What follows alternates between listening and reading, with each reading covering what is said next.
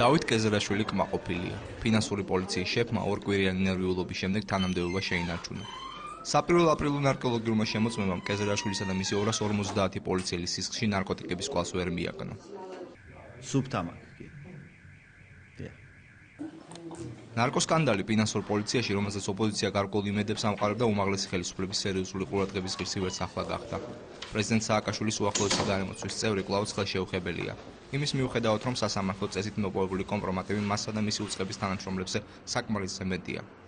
მე ვიცი, რომ მოსახლეობის დიდ ნაწილს აქვს ჯერ კიდევ რაღაცა ილუზია, რომ პრეზიდენტმა ეს არ იცის და მინდა დავარწმუნო, მე კარგად ვიცნობ, პრეზიდენტმა ეს შესანიშნავად იცის და მისი დაშვებით ხდება ეს.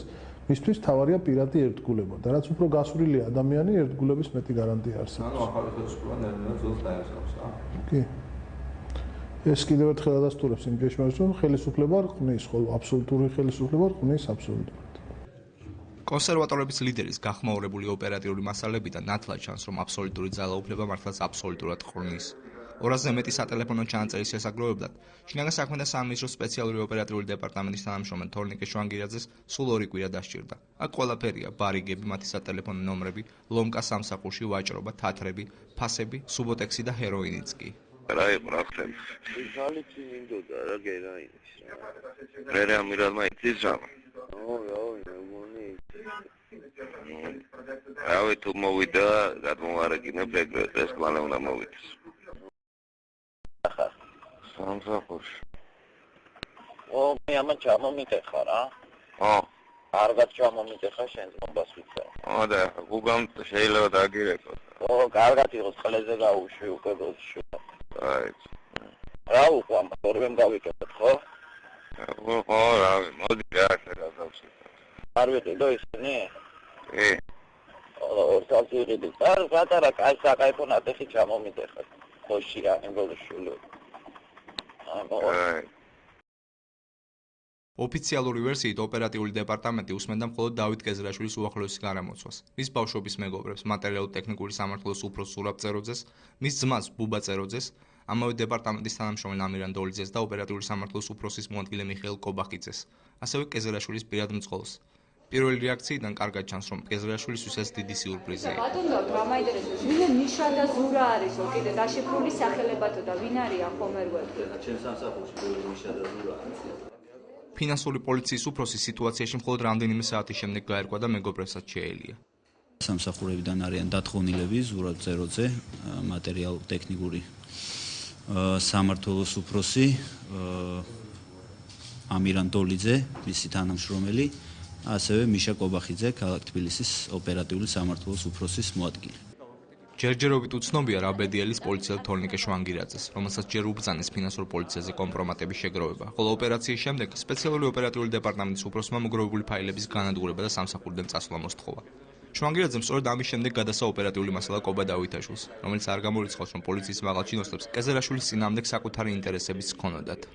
კოდვამ დაავალა შვანგირაძეს, რომ ასე ვთქვათ, შეექმნა პრაქტიკულად კომპრომატები ფინანსურ პოლიციაზე, იმიტომ რომ კოდვა ამ შემთხვევაში თან პოლიციელია და თან მეწარმე. ის არის უმსხვილესი ბაზრობის მფლობელი ლილოში, ახლად გახსნილი ბაზრობის, სადაც ასე ვთქვათ, იზრუნეს უკვე ხელისუფლებამ, რომ მთელი ელიავას ბაზრობა გადადის იქ. და ბუნებრივია, სასარგებლოა, როდესაც ასეთი კომპრომატები გიდევს და შეიძლება ფინანსური პოლიცია შენჭკუაზე ათრიალოს. შინაგან საქმეთა მინისტრისთვის საქმე პრაქტიკულად დასრულებულია. ფინანსური პოლიციიდან დათხოვნილია 3 ნარკომანი. მინისტრს გასარკვევი მხოლოდ თორნიკე შვანგირაძის საკითხი დარჩა, რომელმაც ოპერატიული ინფორმაცია გაამჟღავნა და ამით კანონი დაარღვია. მერაბიშვილი ამბობს, რომ თავად ფინანსური პოლიციის უფროსი ამ სკანდალში სუფთაა და მას არც უსმენდნენ. არის თუ არა კონკრეტული კომპრომატები თავად ბატონი კეზერაშვილის წინააღმდეგ? მოგესალმებით. ესეთი რამე ჩვენ არ გაგვაჩნდა, ესეთი ინფორმაციაც რომ იყოს, მე წმენდ კეზერაშვილი გინდაც მე არ ჩემზეც რომ იყოს მსგავსი ინფორმაცია, თქმა უნდა, ჩვენ ვერ ვიქნებოდით ამ თანამდებობას. ოპოზიცია აცხადებს, რომ იმ ჩანაწერებში არის ვინ აცხადებს? ოპოზიცია, ვინც გაამჟღავნა კობა დავითაშვილის პოლიტიკა. იმ ჩანაწერებში არის ბატონი კეზერაშვილის საუბარი, სადაც საუბარია ჯიპებზე, რომ თქვათ ეს ჯიპები. თქვენი საუბარი მოისმინეთ? კი, მოვისმინე. და არის საკლაპარაკი კეზერაშვილის. კეზერაშვილის საუბარი. მე კიდევ ერთხელ ვიძახი, კეზერაშვილის საუბარი არ არსებობს. ანუ იმ რაც წაიღო იმ ადამიანმა კეზრაშვილი არა, რაც წაიღო კი არა, რაც კი ოპერატიული მასალები ჩვენ გვაგვაჩნია, კეზრაშვილის საუბარი არ არსებობს. მინისტრის საპასუხოდ კონსერვატორები კიდევ 4 სატელეფონო საუბარს ავრცელებენ, რომლებიც იურისტთა განმარტებით სავსებით საკმარისია სისხლის სამართლის საქმის აღსაძვრელად. საქმე ეხება ფინანსური პოლიციისთვის 30 ავტომანქანა BMW შეძენასთან დაკავშირებით ფინანსთა სამინისტროს მიერ აპრილის შუა რიცხვებში დაგეგმილ ტენდერს. როგორც ირკვევა, ამ ტენდერისთვის მზადება კარგა ხნის დაწყებულია. ბაზრობაზე მომწოდებლების ნაპოვნია, ფასით შეთანხმებულია. ლოდინი მხოლოდ პირად მოგება სჭირდებოდა. მე კეზერასთან ავედი ეგრევე და მე რეფერენსს მომდიოდნენ. არა, სამსახურში. ახლა. აი, და რა მოვიდი ეგრევე. არაფერი. მინისტრი დაკერა ახალი რომ ტენდერი გამოვაცხადო და გერმანიიდან პიცოტი BMW-ები ჩამოვაყვანინოთ 30 ჩა. ვისთვის, ჩვენთვის? ხო, 11,000-ში გამბაჟებით ვერ ჩავს ავტო. რომელი ჩემნაირებს? ხო. ვერა. გერმანიიდან ჩამოყვანეთ. მაგრა გამიწყდა ეხლა. რა? რაპონ ჩემნაირი პიცოტები რაპონ ჩვენა ჩამოიყვანოს მაგანტონო. ჩაერე მოდი სხვა თუ იყიდოთ ამდენ. დილას უეჭველი ბაზრობაზე ვარ, კეზერას დავალებას ვასრულებ ყარაბაღთან. ამასრიდულობ კიდენ. ტენდერი უნდა გამოვაცხადოთ 30 მანქანაზე და ბაზრობაზე სასტავი ვიყო. ჩვენთვის კიდე? 30 პიცოტი BMW უნდა ჩამოვიყვანო. გაგიცნი მე რა თუ გინდა ბუტასნაი. ატრაკე. ბიჭო და მე რომ ჩამომყვანები ერთი გავჩითო არ მოსულა, კაი და იმენა გადავრეკავთ ფერგეში ძმაო და ჩვენ რო და ხვალ კაი ტელეფონს აბადრო რა ხვალ ვიბადროთ მაგთემაზე. მაშინ დილას რო დაიძრები შენ დამირეკე და შეგითანხმებ ეგ ცოტა სერიოზული თემაა, ნუ ჩვენთვისაც კაია. კაი. მაგსაკი. კაი. რა ვქენ, ვიპოვე ფირმა, ვებაზრე. მაქსიმუმ 60 დღეში უკვე ნაწილი მანქანების სურათებს მომაწოდებენ, ყავს რა. სერიოზული ფირმაა, ბაზრობაზე მუშაობენ. დიდი მაღაზია აქვს ახალ ბაზრობაზე გახსნილი. ეს ერთი ფირმა. მეორე ფირმა ნუ ცოტა ნაკლებად სერიოზულია და მოვიკითხაო ჩემებშო გერმანიაში დავრეკავო ჩემ იმებთან აგენტებთან. ფასებს რაც ეხება, ფასებს. ესითო, აქო მაგფაშიო, თავისი გამბაჟები, თავის ნომრები, ფესახები გაფორმებული და ჩაგბარდებათო რა. ნახოთ რა, ზოგი ძვირი ეღირება, ზოგი ნაკლებიო და გააფასილებო რა, ერთმანეთსო რა. ხო და უნდა დაურეკო დღეს საღამოს ოფისში პასუხი უნდა უთხრა ხვალ როდის მივუყან სამინისტროში და თუ ჯერ სამინისტროს დავებაზრო, აი რა ვქნა ახლა. არაფერი ბეგიშვილი გელოდება რა. ხო, აი მაშინ ამ მესამე ფირმას მიპოვის თვითონ ისა რა. შენ პრობლემს ვეთქვიო, რომ პრობლემა არ იყოს. დავაი. კაი. დავით კეზერაშვილი არ უარყოფს, რომ მისი თანამშრომლები მისი ბრძანებით სატენდეროდ მანქანების მომწოდებლებს ეძებდნენ. ამავე დროს ამბობს, რომ მისთვის ძალიან არასასიამოვნო იყო მის გაგება, რომ მათ პირადი ინტერესები ამოძრავებდათ. ეს საუბარი მე ვიმეორებ, ჩემთვის უკვე იმდენად სულად მოსასმენი, ამას მე ვერ აგიხსენებ უბრალოდ. ეს ადამიანები შესაბამისად დაისაჯა. მათ არ ქონდათ ჩადენილი ჯერ დანაშაული და გარწმუნებთ მათ რომ ჩაედინათ ეს დანაშაული და მას შემდეგ გამეგვეს ყველაფერი ისინი იჯდებოდნენ დღეს ციხეში. კიდევ უფრო საინტერესოა თავად კეზერაშვილის სატელეფონო საუბარის ჩანაწერი, რომლის შესახებ მინისტრმა მერაბიშვილმა არაფერი იცის.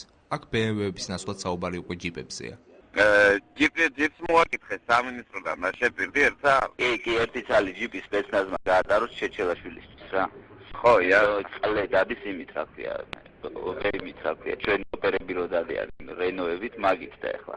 მაგრამ მე იმას ბეგიაშვილს პირობა წაუყენე რომ ამ 4 დღეს აიყვანს ბალანსზე სასწრაფოდ და ახლა მიაკითხე რომ დედი რა თუ ნომრებს არ გაუკეთეს რა მაგან თუ მაგის ნომრებს უნდა გაუკეთოს მაგრად ხდება რა ყველას გაუკეთეთ დროზე ნომრები. ფასარი არ არის. დავაი მიდი და იმ BMW-ზეც გეოდებიან რა. ვიცი ხო? დავაი მალე. ჩანაწერში მოხსენიებული მალხაზ ბეგიაშვილი ფინანსთა მინისტრის მოადგილეა. ბატონი ვალერი ჩეჩელაშვილი კი ახალი ფინანსთა მინისტრი, რომელიც ჯერ კიდევ რენო მეგანი დადის და ახალ მანქანას ელოდება. მე ძირითადად კმაყოფილი ვარ ამ სამსახურის მუშაობით და მათ შორის მისი ხელმძღვანელის ბატონ დავით კეზერაშვილის მუშაობით. მე მჯერა ბატონი დავითის და მჯერა რომ ის თვითონ გააკეთებს ყველაფერს იმისათვის რომ მისი სამსახური ფინანსური პოლიცია, რომელიც არის შემადგენელი ნაწილი ჩვენი საფინანსო სისტემის, ის სამსახური იყოს მოწოდების სიმაღლეზე. დღეს თბილისში მყავს რენო მეგანი,